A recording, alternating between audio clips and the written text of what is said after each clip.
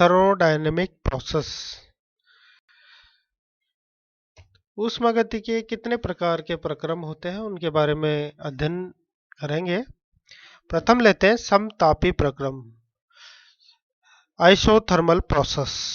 नाम से ही प्रतीत होता है समताप अर्थात तापमान को सम रखना है।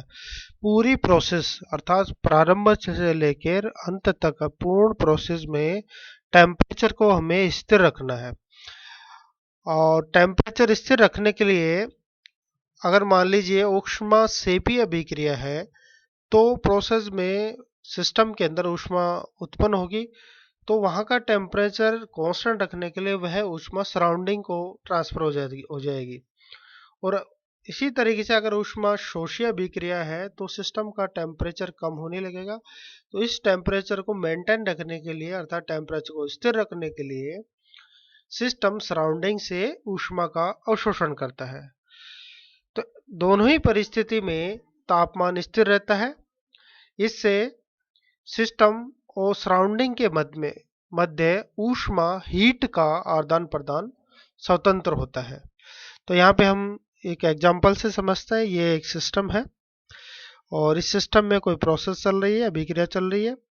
इसका टेम्परेचर हमें कांस्टेंट रखना है अर्थात टेम्परेचर में परिवर्तन रखना है 0। तो इसके लिए अगर सिस्टम में ऊष्मा उत्पन्न हो रही है तो वह सिस्टम से बाहर आ जाएगी, सराउंडिंग में चली जाएगी। अगर कम हो रही है तो वह सराउंडिंग से ऊष्मा लेके अपना टेम्परेचर मेंटेन रखेगा। हमें पता है कि कांस्टेंट टेम्परेचर पे जो आइडियल गैस इक्वेशन है वो होती है PV बराबर nRT। तो यहाँ पे टेम्परेचर हमने कांस्टेंट कर दिया, R ऑलरेडी कांस्टेंट है और N भी कांस्टेंट कर दिया। तो यहाँ पे देखिए ये पद कांस्टेंट हुआ तो PV ऑटोमेटिकली क्या हुआ, कांस्टेंट हो जाता है। तो यहाँ पे जो आयतन में परिवर्तन होगा वह इनवर्सली प्रोपोर्शनल टू प्रेशर अर्थात इस स्थिति में बॉयल्स लॉ को फॉलो होगा। एक प्रोसेस होता है समदाबी प्रक्रम। इसमें भी देखिए नाम से हमें प्रतीत होता है समदाब अर्थात दाब को सम रखना है। पूरे प्रोसेस में, पूरे प्रक्रम में हमें दाब को कांस्टेंट रखना है, स्थिर रखना है, उसमें कोई परिवर्तन नहीं करना है। अर्थात स्थिर दाब पर किसी तंत्र में होने वाला परिवर्तन समदाबी प्रक्रम कहलाता है। यहाँ पे इसे भी हम एक एग्जाम्पल के द्वारा देखते हैं। ये हमने एक सिस्टम लिया है और इसमें प्रेशर जो लग रहा है वो उसको हमने कांस्टेंट कर दिया। अब क्या होगा कि सिस्टम के अंदर प्रोसेस में प्रेशर हाई भी हो सकता है और प्रेशर लो भी हो सकता है। दोनों ही स्थिति में सिस्टम के अंदर कुछ कार्य होगा और उस कार्य के द्वारा दाब को मेंटेन किया जाता है। तब दाब स्थिर रखने के लिए तंत्र पर भी कार्य किया जा सकता है। अर्थात मान लीजिए यहाँ के प्रेशर को स्थिर रखना है। प्रेशर को स्थिर रखने के लिए हो सकता है बाहर से हमें प्रेशर लगाना पड़े अर्थात सिस्टम के ऊपर कार्य करना पड़े, तो जो कार्य है वो पॉजिटिव साइन वाला होगा। इसी तरीके से दाब को स्थिर रखने के लिए तंत्र द्वारा भी कार्य किया जा सकता है अर्थात सिस्टम भी कार्य कर सकता है प्रेशर को स्थिर रखने के लिए। तो ऐसी स्थिति में जो वर्क किया जाता है वह नेगेटिव साइन का होगा। तो यहाँ पे देखिए PV बराबर nRT इक्वेशन में हमने P को इधर लिया तो V इक्वल टू हो जाएगा NR अपॉन P T। अब ये पद क्या है, कांस्टेंट है। प्रेशर को हमने कांस्टेंट किया, दैट इज ऑलरेडी कांस्टेंट। तो देखिए volume directly proportional to temperature. तो ये एक अपने आप में एक चॉल्स लॉ जो गैस का नियम है उसको फॉलो होना प्रारंभ हो जाता है। तो आज समदाबी प्रक्रम अपने आप में चॉल्स लॉ को भी सिद्ध करता है।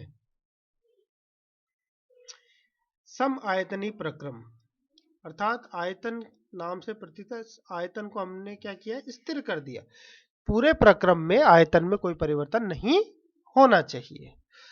तो स्थिर आयतन पर किसी तंत्र में होने वाले परिवर्तन को सम आयतनी प्रक्रम कहते हैं। यहाँ पे देखिए हमने ये प्रोसेस दिखा है, ये अब एग्जाम्पल के द्वारा समझते हैं। ये कंटेनर है और इसके आयतन को हमने चारों तरफ से सील करके आयतन को क्या कर दिया, कांस्टेंट कर दिया, और इसमें एक प्रक्रम चल रहा है।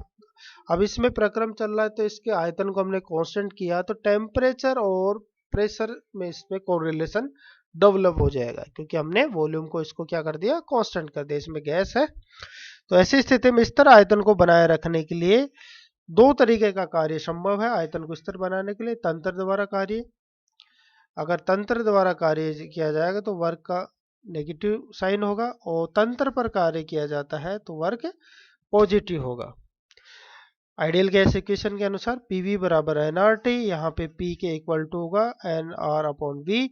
ये पद स्वतः ही क्या है, कांस्टेंट है, तो P directly proportional to T, अर्थात आयतन हमने कांस्टेंट कर दिया। तो अगर इसके अंदर टेम्परेचर में, तापमान में परिवर्तन होता है तो स्वतः ही जो अमाउंट ऑफ प्रेशर है वो डिपेंड करेगा किस पे, टेम्परेचर, अर्थात टेम्परेचर चेंज होगा तो इसका प्रेशर भी चेंज हो जाएगा।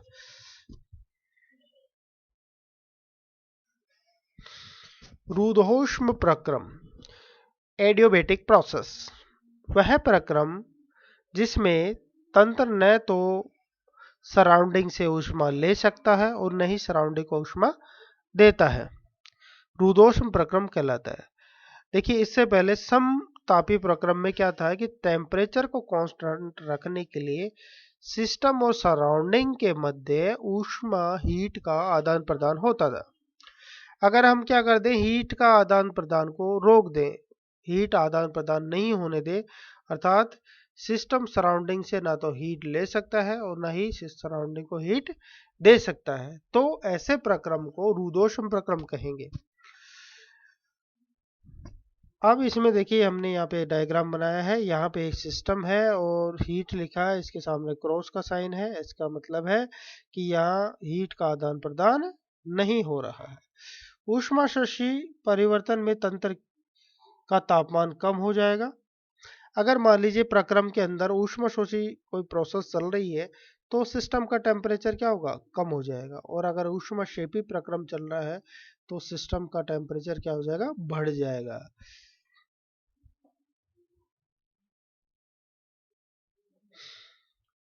फिर लेते चक्रीय प्रक्रम, वह प्रक्रम जिसमें तंत्र विभिन्न परिवर्तन की एक श्रृंखला से गुजरकर अंत में अपनी मूल अवस्था में आ जाता है, चक्रीय प्रक्रम कहलाता है।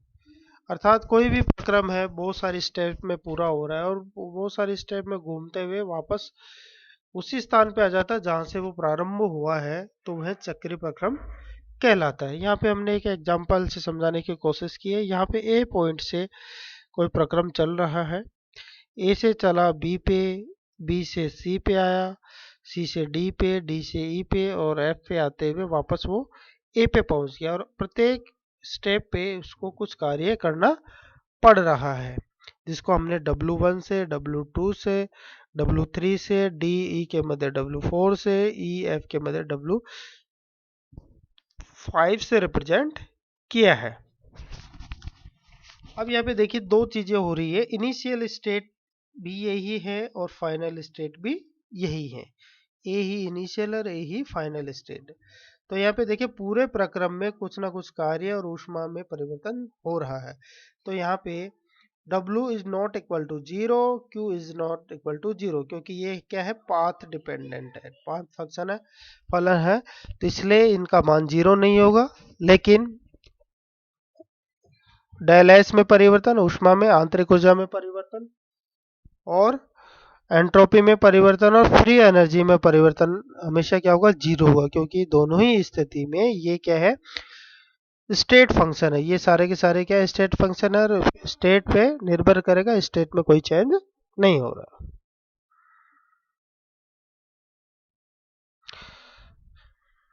उत्क्रमणीय, वह रिवर्सिबल प्रोसेस, वह प्रक्रम जो अनंत सूक्ष्म धीमी गति से संपन्न हो रहा, बहुत ही धीरे गति से अनंत सूक्ष्म स्लो चल रहा हो, तो उसे उत्क्रमणीय प्रक्रम कहते हैं। ऐसे प्रक्रम कई छोटे छोटे क्रमिक पदों से संपन्न होते हैं। अब ये जो अनंत सूक्ष्म हो रहा है तो क्या होता है, छोटे छोटे सूक्ष्म स्टेप्स में होता है और उनमें प्रारंभ एक स्टेप से दूसरे स्टेप में ज्यादा अंतर नहीं होता, बहुत ही अनंत सूक्ष्म अंतर होता है जिसे हम दोनों स्थितियों को अलग नहीं कर सकते क्योंकि ये चेंजेस बहुत ही स्लो हो रहा है। और इस प्रक्रम को पूर्ण होने में अनंत समय लगता है, बहुत ज्यादा समय लगता है क्योंकि बहुत ही स्लो चल रही है, अनंत सूक्ष्म स्लो चल रही है और बहुत ही छोटी छोटी स्टेप्स में होता है। और इन्हीं एक स्टेप और दूसरी स्टेप के मध्य जो अंतर है वो अनंत सूक्ष्म होता है, इसलिए यह केवल काल्पनिक और सैद्धांतिक प्रक्रम होता है। और ये केवल हम सैद्धांतिक प्रक्रम मान सकते हैं और बहुत ज़्यादा स्लो या बहुत कम परिवर्तन वाले प्रक्रम को हम जो हो रहा है उसको उत्क्रमण प्रक्रम में कंसिडर करते हैं। यह एक ऐसा प्रक्रम है जो किसी भी दिशा में संपन्न कराया जा सकता है, किसी भी दिशा में, मतलब जैसे ए ये बहुत स्लो होता है, एक स्टेप से दूसरे स्टेप में जा रहा है तो दोनों स्टेप्स के मध्य, दोनों पदों के मध्य अंतर नहीं होता है, बहुत अनंत सूक्ष्म अंतर होता है, इसलिए इसको बैकवर्ड भी लाया जा सकता है और फॉरवर्ड भी ले जाया जा सकता है। प्रेरक बल वह विरोधी बल के में अनंत सूक्ष्म अंतर होता है और जो फॉरवर्डिंग फोर्स होता है और बैकवर्डिंग फोर्स होता है उनमें अनंत सूक्ष्म अंतर होता है, बहुत ही माइनर अंतर होता है। तंत्र हर समय परिभाषित सराउंडिंग के साथ सामंजस्य में रहता है, क्योंकि स्टेप में अंतर अनंत सूक्ष्म होता है, बहुत ही कम होता है, नगण्य मान्य होता है, इसलिए सिस्टम सराउंडिंग से साम्य बनाए रखता है। इस प्रक्रम में कार्य की मात्रा अत्यधिक होती है, अधिकतम कार्य किया जाता है और इस प्रक्रम में जो कार्य संपन्न होता है सिस्टम के अंदर वो अत्यधिक होता है, अधिकतम होता है। अब हम इसे एक एग्जाम्पल से क्लियर करते हैं, अच्छे से समझते हैं। अब यहाँ पे डायग्राम में दो देखिए, यहाँ पे दो पोर्शन है, एक ये पोर्शन है जो डेनियल शेल को रिप्रेजेंट करता है और हमने एक ये लिया है बैटरी। डेनियल शेल को हमने बैटरी से जोड़ दिया, ये दोनों ही अपने आप में सोर्स ऑफ एनर्जी है। अब देखिए यहाँ पे डेनियल शेल का ईएमएफ जिसको हमने ईएमएफ वीसी से लिखा है और बैटरी का ईएमएफ को हमने ईएमएफ बी से रिप्रेजेंट किया है। हमने सर्किट पूर्ण किया, जोड़ने के बाद में प्रारंभ में हमने दोनों का ईएमएफ सेम रखा, अर्थात डेनियल सेल का इसको गैल्वेनिक सेल और बैटरी का हमने क्या किया, बिल्कुल सेम ईएमएफ रखा। तो ऐसी स्थिति में धारा का प्रवाह नहीं होगा और यहाँ पे जो एम्पियर है इसमें 0 पे इसका हमें सूचकांक प्राप्त होगा। अब क्या करें हम, जो गैल्वेनिक सेल है उसका ईएमएफ अनंत सूक्ष्म बढ़ा दिया। गैल्वेनिक सेल का क्या किया हमने, अनंत सूक्ष्म में ईएमएफ बढ़ा दिया एज कंपेयर टू बैटरी, तो उसमें क्या होगा, धारा का प्रवाह प्रारंभ हो जाएगा और एमीटर में हमें एक संकेत प्राप्त हो जाएगा इस तरीके से। अब इस सेल के अंदर क्या रिएक्शन होगी, सेल में रिएक्शन होगी जिंक, यहाँ पे जिंक है प्लस कॉपर आयन में मध्य रिएक्शन होगी तो जिंक आयन में कन्वर्ट हो जाएगा, जिंक मेटल जिंक आयन में कन्वर्ट होगा और कॉपर आयन कॉपर में कन्वर्ट हो जाएगा। अब हम क्या करें, अब थोड़ा सा चेंज कर देते, अब ईएमएफ को कम कर दिया हमने बैटरी से, अर्थात जो गैल्वेनिक सेल है उसका ईएमएफ बैटरी से हमने क्या कर दिया, थोड़ा सा कम कर दिया, अनंत सूक्ष्म कम कर दिया, तो अब ईएमएफ किसका ज्यादा हुआ, बैटरी का। अब देखिए इससे जस्ट रिवर्स ईएमएफ की पोजीशन हो गई।